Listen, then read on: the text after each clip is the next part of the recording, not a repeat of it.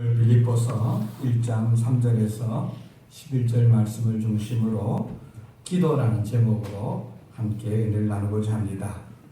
우리는 지난 금요일까지 2주간에 걸쳐서 12강주리 특별 새벽 기도회를 가졌습니다. 참 새벽 기도회가 익숙지 않은 성도들이 새벽잠을 설치면서 나온다는 거 쉽지 않은데 함께 해주신 성도들에게 감사를 드립니다. 이번 특별 새벽 기도회는 우리가 전도와 복음과 전도라는 목적을 가지고 한 그런 시간이었습니다. 기도회를 하면서 내가 전도할 영혼들을 가슴에 품는 그런 시간이었습니다. 그 영혼들을 우리 가슴에 품고 또 기도하고 사랑을 섬겨서 구원에 이르는 축복을 경험하는 복된 2019년이 되기를 원합니다. 여러분, 우리가 특별한 목적을 두고 기간을 정해서 드리는 기도 필요합니다. 그러나 성도들에게 기도는 특별한 일이 아니라 일상이 되어야 하는 것입니다. 교회에서만의 기도가 아니라 가정에서 잠자리에 들기 전에 또 일어나서 식사할 때 또 회사나 학교에 내가 출근했을 때 어디서나 우리는 기도할 수 있는 기도의 사람이 되어야 되는 것입니다. 사도 바울은 빌립보 성도들에게 1절과 2절에 인사를 전한 뒤 바로 이어서 그들을 위해서 기도하고 있습니다. 이것은 여러분 빌립보 교회에 대한 특별한 일이 아니라 이게 바울의 그런 일반적인 여러 교회에 나타나는 특징인 것을 바울 서신들을 보면 알 수가 있습니다. 로마서 1장 8절 9절 말씀을 앞을 보고 한번 읽어봅니다. 시작. 먼저 내가 예수 그리스도로 말미암아 너희 모든 사람에 관하여 내 하나님께 감사함은 너희 믿음이 온 세상에 전파됨이로다. 내가 그의 아들의 복음 안에서 내 심령으로 섬기는 하나님이 나의 증인이 되시거니와 항상 내 기도에 쉬지 않고 너희를 말하며. 여러분, 이제 이런 말씀 속에 특별한 단어들이 있는 것을, 반복되는 단어들이 있는 것을 기억하시고 골로새서 1장 3절 말씀을 또 읽어봅니다. 시작. 우리가 너희를 위하여 기도할 때마다 하나님 곧 우리 주 예수 그리스도의 아버지께 감사하노라. 아멘. 오늘 말씀에도 3절과 4절을 보면은 내가 너희를 생각할 때마다 하나님께 감사하며 간구할 때마다 너희 무리를 위하여 기쁨으로 항상 간구한다, 이렇게 표현하고 있습니다. 여러분, 골로새서 1장, 로마서 1장, 빌립보서 1장 이 장에서 공통적으로 발견할 수 있는 특별한 두 단어가 있죠. 뭡니까? 기도와 감사죠. 예.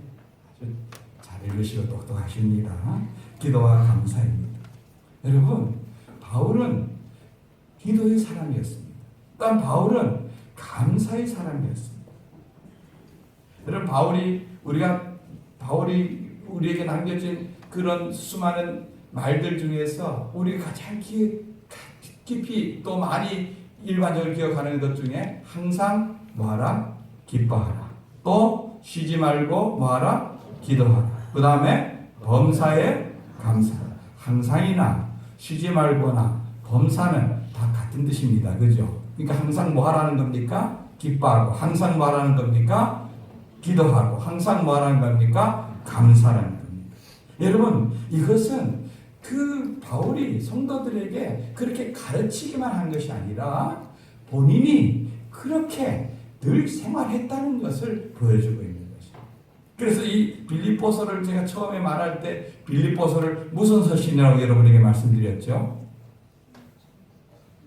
잊어버렸습니까? 무슨 서신요? 무슨 단어가 10번이나 넘게 나온다 그랬죠? 옥중서신인데, 네, 옥중서신인데 바울이 여기에서 보면은 뭐가 많다고요? 기쁨이 많다. 네, 기쁨이 많다. 네. 기쁨의 서신이라고 그랬죠. 기쁨이란 단어를 이 옥에 갇혀 있는데 기쁨이란 단어가 10번이 넘게 나오는 걸 볼 수가 있습니다. 오늘도 기도를 시작하면서 먼저 바울의 입술 속에서 나오는 단어가 뭐냐면 내가 감사합니다. 너희를 생각할 때마다 하나님께 감사합니다. 여러분 그 감사가 그리고 기도로 이어지는 것을 볼 수가 있습니다. 여러분 그러면 한번 역으로 생각해 봅시다. 바울이 이렇게 감사하는 교회는 정말로 감사한 일들만 가득 찼을까요? 빌립보서를 전체를 다 읽어보지 않아서 잘 모르지만 여러분 사실은 빌립보 교회도요 심각한 문제가 있었어요. 사실 이 편지를 써서 보내는 이유도 그런 심각한 문제를 어떻게든 도와서 해결하기 위한 그런 방편으로 쓴 것입니다. 여러분 이 말은요 이 세상 어디에도 어떤 교회도 완벽한 교회는 없습니다. 다 겉으로 보면 좋게 보이지만 그 안에 그 교회 안에 들어가 보면 들어가 볼수록 그 교회에도 여러 가지 갈등과 어려움과 문제가 있는 것입니다. 우리 가정도 마찬가지죠. 여러분 어느 가정이 완전하고 완벽한 가정이 있겠습니까?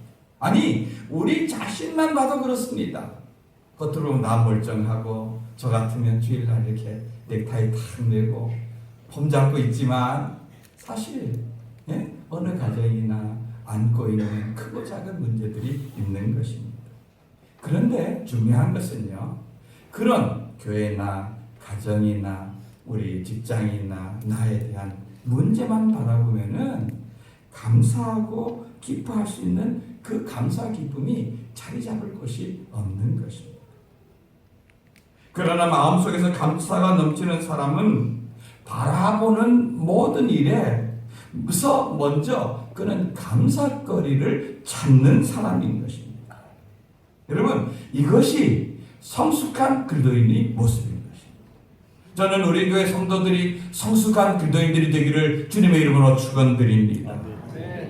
9가지 불만과 한 가지 감사거리가 섞여 있는 속에서 그 한 가지 감사거리를 찾아서 감사로 시작하는 사람과 9가지 감사거리가 있음에도 한 가지 불만을 문제 찾는 사람이 있다면은 여러분 누가 더 행복하겠으며 누가 더 성숙한 사람이라고 할 수 있겠습니까?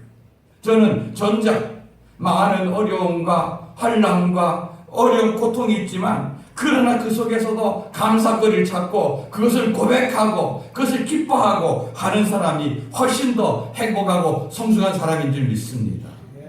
여러분 바울이 지금 로마 감옥에서 갇혀 있어서 오늘 또 매여 있다는 말이 나오잖아요. 여기 내가 7절에 보면 나의 메인 여러분 메인 것이 무슨 행복이고 기쁨입니까? 그러나 그 메인 가운데서도 그는 감사가 넘쳐나 기쁨이 넘쳐나는 삶을 살 수 있었던 것, 그것이 성숙한 그리스도인의 비결인 것을 볼 수가 있습니다. 저는 오늘 우리는 사도 바울에게서 기도를 배우기 전에 먼저 감사를 배우기 원합니다. 나도 바울처럼 감사로 모든 것을 볼 수 있고 감사로 기도의 문을 열 수 있는 이 능력 있는 그리스도인이 되어야 되겠다. 이렇게 작정하는 성도들이 되길 바랍니다. 여러분의 기도가 감사로 채워지길 바랍니다. 기도의 소두가 감사로 시작되기를 바라는 것입니다. 특별히 이 빌립보 성도들에게 감사하는 것은 5절에 밝힌 대로 바울이 5절에서 밝힌 대로 너희가 첫날부터 이제까지 복음을 위한 일에 참여하고 있다. 이렇게 말하고 있습니다. 여러분 그런 면에서 이 빌립보 교회는 특별한 교회였습니다.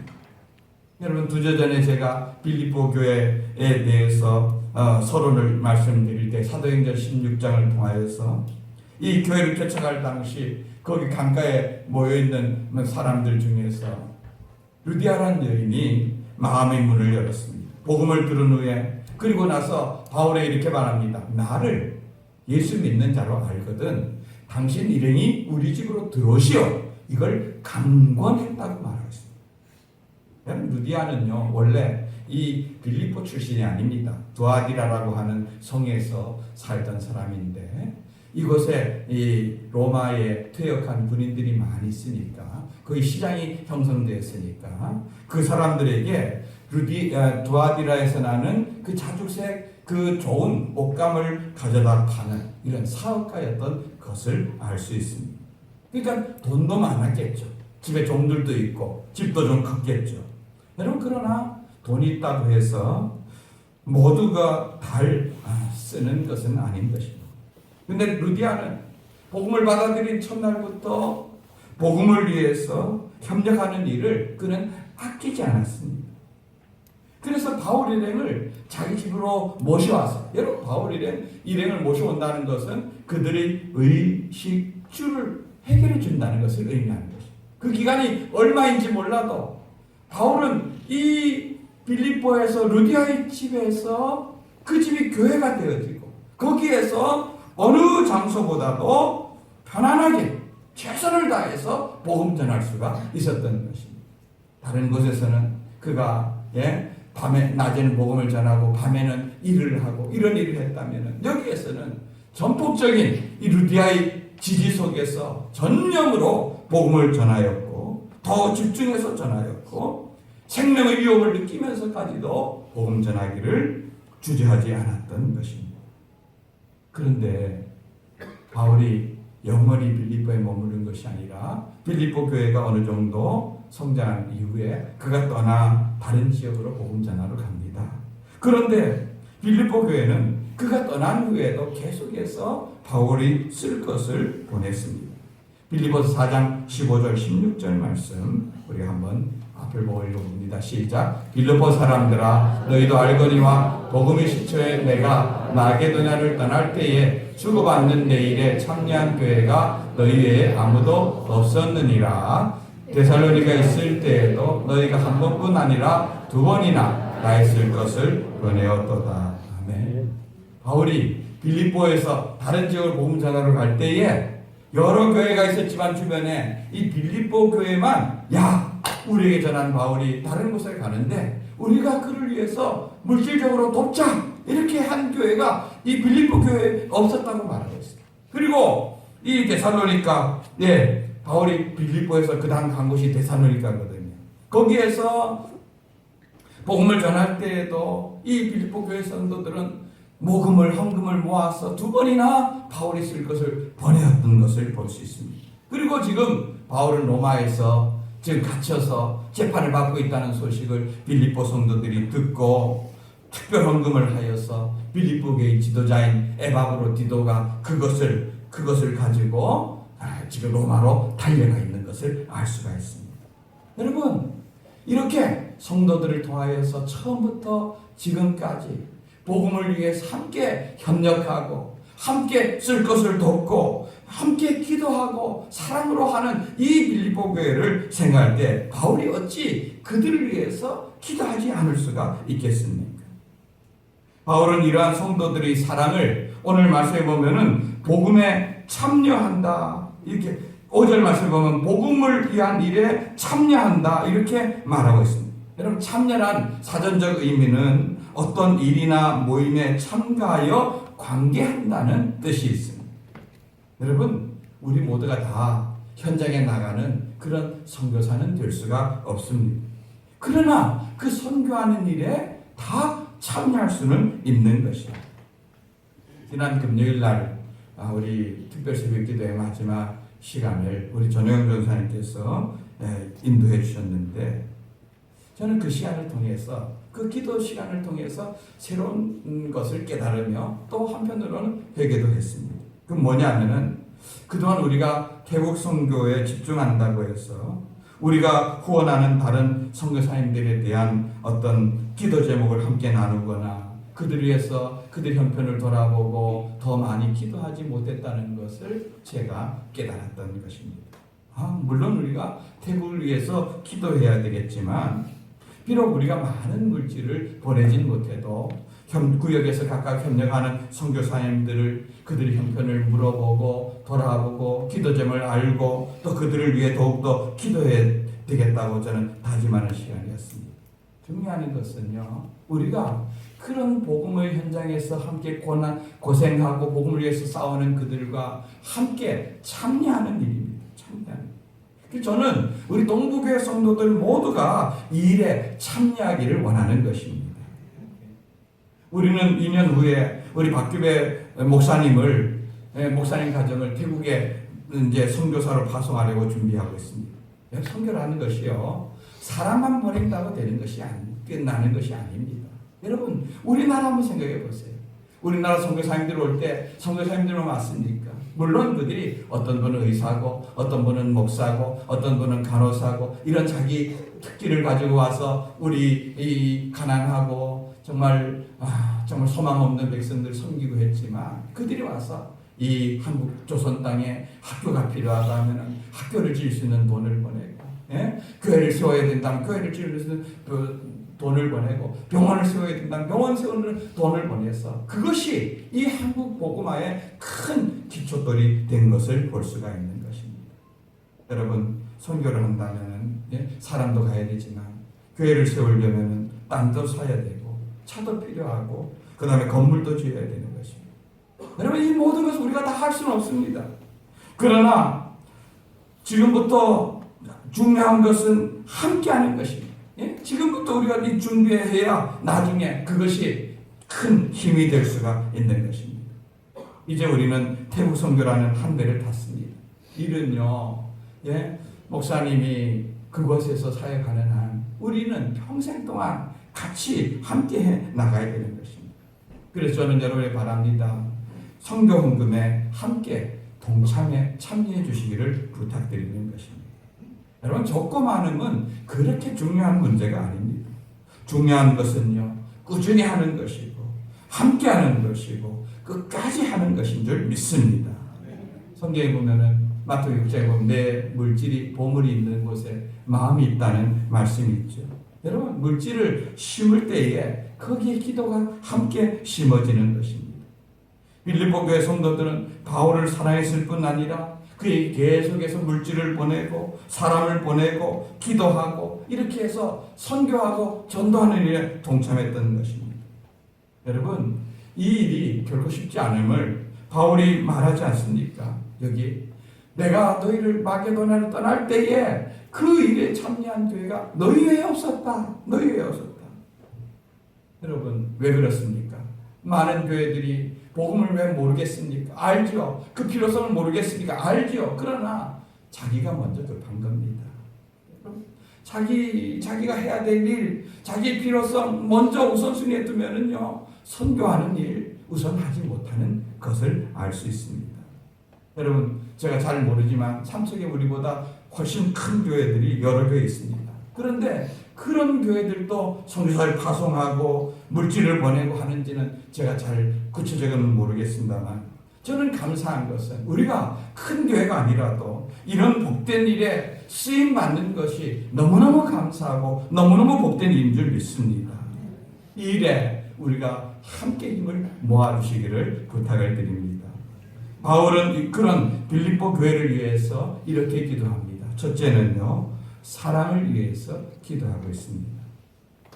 오늘 8절까지, 3절에서 8절까지는 왜 내가 너희를 위해서 감사함으로 기도해야 되는 이유를 말하고 있다면 9절부터 11절은 기도의 내용에 대해서 말하고 있습니다. 여기 보면은 9절에 보면은 내가 기도하느라 너희 사랑을 점점 더 풍성하게 하사 그 안에 모든 지식과 총명으로 풍성하게 하사 이렇게 말하고 있는 것을 볼 수 있습니다. 여러분, 사랑이라는 것은요, 성령의 열매 가운데 하나이죠. 근데 여기서 사랑을 어떤 하나님에 대한 사랑이나 아니면 성도 간의 사랑이나 바울에 대한 사랑 등으로 국한시키지 않습니다. 아마 여기에 대한 사랑은 모든 것을 다 포괄하는 이런 사랑인데 그 사랑이 점점 더 풍성해지기를 원하고 있습니다. 그런데 사랑이 풍성해지기를 원하는 그 사이에 두 단어가 있죠. 뭡니까? 이 사랑이 지식과 총명이 더해진 사랑이 되기를 기도하고 있습니다. 여러분, 사랑에 왜 지식과 총명이 필요하겠습니까? 여러분, 여기서 말하는 지식이라는 말은요, 우리 학교에서 공부하는 그러한 지식을 의미하는 것이 아니라 신앙생활을 통하여서 얻게 되는 지식을 말하는 것입니다. 복음의 진리를 바로 깨달음으로 얻는 지식입니다. 그러므로 성경에서 말하는 지식은 십자가의 사랑과 깊게 연결되어 있습니다. 제가 생각할 때 진정한 그리스도인이란 십자가의 사랑을 입은 자인 것입니다. 그 진리를 깨달음으로 사랑을 입어 우리가 하나님의 자녀가 되었습니다. 그러므로 우리 그리스도인의 사랑은 십자가의 사랑과 반드시 연결되어야 하는 것입니다. 여러분에게 예수님의 십자가는 무슨 의미가 있습니까? 여러분, 그 예수의 십자가가 내게 어떤 의미로 다가와서 어떤 마음으로 내가 그 십자가를, 예수님의 사랑을 느끼고 있는지 우리를 돌아보길 원합니다. 그 십자가의 사랑에 힘입어서 죄인된 우리가 용서받아 하나님의 자녀 되지 않았습니까? 근데 그 사랑이 뚜렷해지면 질수록 그 사랑의 폭이 넓어지는 것입니다. 넓어지는 것입니다. 저는요, 전라남도 여수에 가면은 애양원이라는 곳이 있는데 거기에 여러 번 다녀갔습니다. 제가 소록도에 한 10번 정도 갔던 것으로 기억되는데 그때마다 기회 때마다 그 애양원을 방문했습니다. 이 애양원이라는 것은 여수시 외곽에 있는 원래는 나한자촌이었습니다. 우리가 잘 아는 사랑의 원자탄이 하는 손양한 목사님이 목회하던 곳이었습니다. 거기 가면은 손양한 목사님을 기념해서 기념관이 있습니다. 그 기념관에 가면은 저는 거기에서 머물면서 일반적으로 알려진 것 말고 손 목사님이 자기 아들들의 옥중에서 아들들에게 쓴 편지, 사모님에게 쓴 편지, 이런 편지들을 읽으면서 얼마나 자식에 대한 안타까움과 자기 아내에 대한 그 사랑과 이런 것들을 이렇게 읽고 합니다. 그런데 그곳에 갈 때마다 거기에서 이렇게 지하로 내려가면은 그 가운데 한 그림이 있는데 그 앞에 한참을 서 있습니다. 그리고 그 그림을 보면은 한없이 초라한 저의 모습을 그런 모습을 느낄 수 있습니다. 바로 이 그림입니다. 여러분, 이 그림을 보면은 저 손양한 목사님이 저 누워 있는 분이 나환자입니다. 그래서 이 당시에는 그 온몸에 진물이 흐르고 그것이 고름이 되고 썩어가고, 이 나병은요 사람의 손과 발을 타고 들어오기 시작하는데 감각이 없습니다. 손가락이 떨어져 나가고 발가락이 떨어져 나가도 아픈 줄을 모릅니다. 그런데 이것을 당시 치료 방법도 없는데 선 목사님이 그 발에 있는 그 고름을 지금 자기 입술로 빨아내는 장면. 여러분, 저 이 그림이 앞에 설 때마다 얼마나 사랑이 컸으면, 얼마나 그 십자가의 사랑을 깊이 느꼈으면 저렇게 할 수 있을까? 여러분, 소록도에 가면요 음성 나환자라 그러죠. 제가 갔을 때는 수천 명까지 있었습니다. 지금은 한 1000명도 안 남아있는데 그분들은 더 이상 전염병이 옮기지 않는 사람들입니다. 그런데 거기 가면은요 신앙이 연약한 성도들은 그분들하고 이렇게 손을 잡거나 그분들하고 이렇게 만지거나 같이 그분들 집에 가서 같이 예배드리고 하다 보면은 그분들이 음료수를 내주는데 사실 음료수를 뚜껑을 따고 속에 있는 걸 먹지 않습니까? 그것조차도 못 먹습니다. 어떤 분들은 거기 소록도에 있는 내내 식사를 못 합니다. 왜요? 이분들에 대한 손이 어그러지고 입술과 얼굴 형태가 흐트러지고 이런 모습을 보면 그것이 너무 그들에게 크게 다가왔어요. 그런데 이 당시에는 손양한 목사님이 나환자를 빨 당시에는 그 균들이 그 속에 들어가서 하면은 나병이 그에게 옮을 수 있는 상황입니다. 그런데 이 목사님은요 그 나환자들을 얼마나 사랑했죠. 여러분, 그 사랑이 어떻게 인간의 힘과 인간의 능력으로 될 수 있겠습니까? 주님의 십자가의 사랑을 그가 경험하고 나 같은 더러운 죄인이 예수님의 사랑 안에서 경험되었기에 그는 그 사랑으로 그런 나병 환자들을 이렇게 돌보아주고 자기 형제와 같이 그들을 돌보고 했던 것을 볼 수 있습니다. 손 목사님은 키가 1m 58이라 그럽니다. 굉장히 작죠. 그런데 그 사랑의 크기는 정말로 큰 그런 사랑이었던 것을 알 수 있습니다. 여러분, 이 사랑이 어디서 왔겠습니까? 그것은 분명히 예수님을 사랑한 사랑의 크기요, 그 풍성한 사랑 안에 거하기 때문인 줄 믿습니다. 예수님을 얼마나 깊이 이해했느냐, 얼마나 깊이 경험했느냐가 결국은 그의 삶과 모습을 통해서 나타나는 것입니다. 여러분, 우리 사랑은 어떻습니까? 우리 사랑의 크기는 얼마합니까? 우리 사랑의 깊이는 어떠합니까?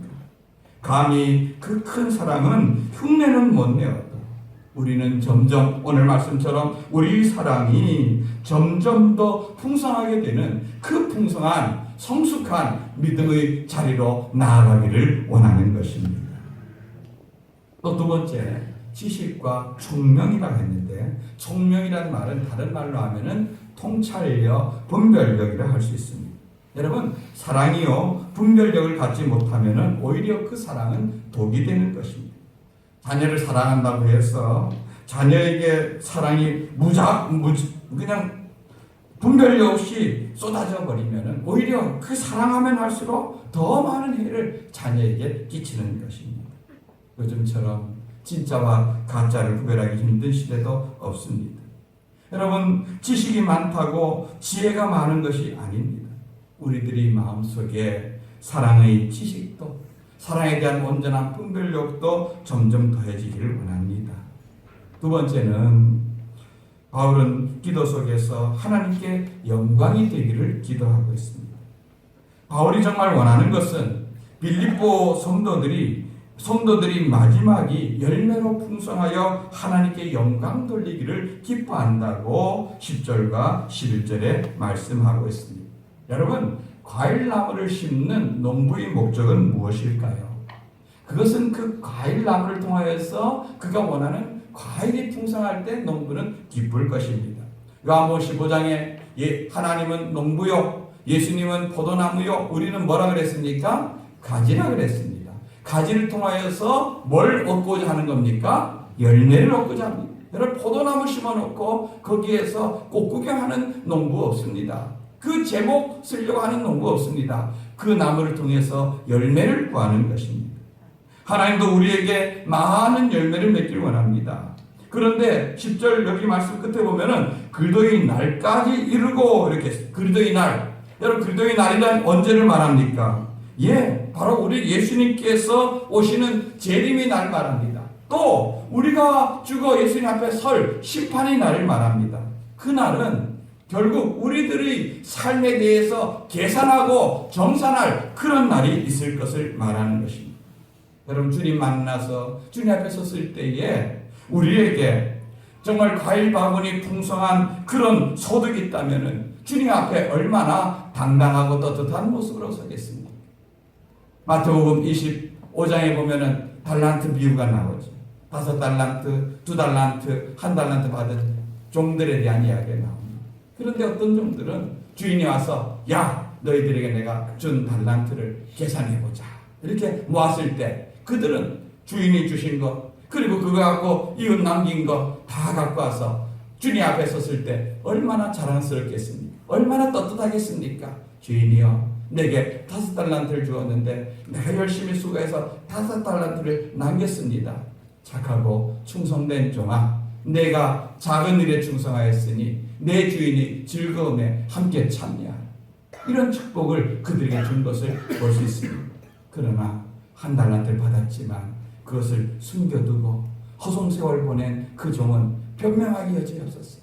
결국 예수님으로부터 이 악하고 게으른 종아, 이 악하고 게으른 종아, 그러면서 그는 그 잔치 자리에서 쫓겨나는 그런 한탄스러운 신세가 된 것을 볼 수가 있습니다. 여러분, 언젠가 우리는 주님 앞에 서는 자들입니다. 그때 주님 앞에 내가 너에게 직분을 주고 너에게 생명을 주고 너에게 내가 재능을 주어서 너를 통하여서 열매를 얻기를 원했는데 너는 나에게 내놓을 열매가 무엇이냐 물어볼 때 여러분은 무엇이라 대답하겠습니까? 무엇이라 대답하겠습니까? 어떤 열매로 주님을 기쁘게 할 수 있는 그런 삶을 살겠습니다. 여러분, 우리가 그 날을 기대하고 기다리며 오늘 살아가는 믿음의 성도들 되어야 될 줄로 믿는 것입니다. 우리가 이번 12강조리 특별 새벽기도를 통해서 전도할 그런 기회를 우리가 찾는데, 이번에 정말 영혼들을 거두어서 12강조리 넘치는 그런 풍성한 그런 열매를 가지고 주님께 드려 주님을 기쁘게 하는 복된 교회가 되기를 원하는 것입니다. 말씀을 정리합니다. 여러분, 바울은요, 감사가 넘치는 사람이었어요. 그리고 그 감사가 기도로 이어졌습니다. 그리고 빌립보 교회는 복음에 참여하는 그런 교회였어요. 여러분, 우리도 빌립보 교회 같은 교회가 되길 원합니다. 정말로 복음을 위한 일이라면은 거기에 물질을 보내고 기도를 보내고 함께 하는, 동참하는 이런 교회가 되길 원하는 것입니다. 그리고 바울이 빌립보 교회에 원하는 것처럼 풍성한 사랑과 의 열매로 우리 하나님을 기쁘게 하는 성도들 되시기를 주님의 이름으로 축원드립니다.